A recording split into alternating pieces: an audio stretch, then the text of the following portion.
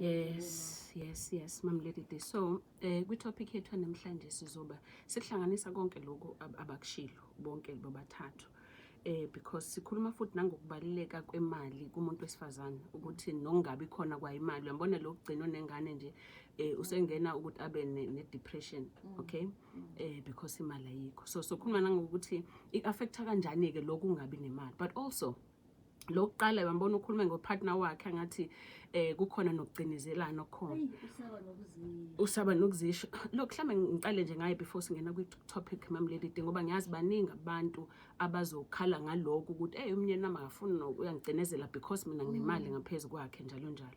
Yini engayitshela umfazi? Yes, uyabona yini engayitshela umfazi. And kumina yabo umuntu mezosho njalo Mama Lady leyo nto it's more than ukuthi lo muntu ufuna ukugcinezela ngokuthi yena uyindoda. Leyo nto is more about inkolelo yakhe nento akhule kuyiyona.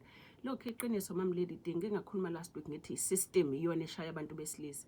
Iqiniso le abantu besilisa eningi labo bakhule bazukuthi imali kumele isuke kumuntu wesilisa iye kumuntu wesifazane. So manje if izinto seshintsha imali sisuka kumuntu wesifazane sekumuntu wesifazane onemali ngaphezulu kwakho umuntu wesilisa igcine sibona leyo nto ngathi isuthathe nobuyena neidentity yakhe yokuba indoda nokuthi umuntu wesilisa, okay? So men provide. Yes. Mayise angithi ngisimo esihlala esiphila kusona abantu besifazane sokumele basebenze and ku right futhi ukuthi umuntu wesifazane asebenze abe naye ekwazi ucontribute emndenini. But uthi noma contribute ngaloko contribute ngako umuntu wesilisa uzibona ngathi wena suthatha isitulo sami ngokuthi mina kumele ngabe ngiya provide mina kumele ngabe ngilethe imali ekhaya.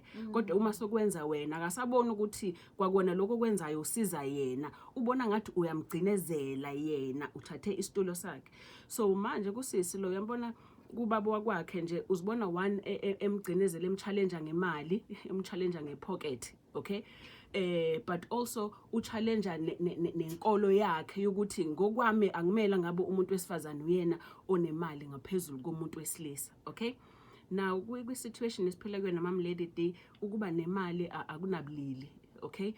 Ungaba umuntu wesifazane ube umuntu wesilisa into ebalekile kubudlelwane ukuthi nikwazi ukuhloniphana nokuthi ninikane ama roles ukuthi wena wenzani. Uyabona omunye angayithatha irole yomunye ngoba ku easy kumuntu wesilisa if esebona ukuthi wena suthathe isidima sami ngoba uyena ubona lokho ukwenzile wena kodwa uyena ubona ngathi wena usuthathe isidima sakhe ubona ngathi akasena value kwi relationship. So more than anything ubaba uma ethi kena ngingezwani ngomuntu wesifazane uzibuza yena ukuthi iphi indawo yami mina la ngoba nanku sokuyena noma ekhuluma kusho uyena osenza ama decisions njalo njalo, okay? Again ngizophinda futhi system leyo Mama Lady mhlambe ngenilanga soke sikhulume ngayo nje ukuthi le system lena egcinezela abantu besilisa sigwema kanjani going forward nabo kumele benze njani, okay? Kulaba babili bakhulume ngiyathanda ukuthi lo mama omunye uchazile ngokuthi ubaba wakhe uyamsupport. And uyabona ukubaleka kokuthi uyamsupport amsize nangezimali ngebusiness akasenandaba ukuthi unomunye umfazi ngoba kuyena as umuntu wesifazane ukuba nemali is more important ngoba imenza ukuthi abe ne security yokuthi ekwazi ukuthi enze ama decisions nangempilo yakhe ngoba imali yenze njalo kuye kuba ngathi umuntu wesifazane uthanda imali kanti cha imali as umuntu wesifazane ikunikeza leya security ukuthi uyazi ukuthi ingane zami ngizozifidana zizokhula ngoba phela ukwakha umuzi nekhulisa ingane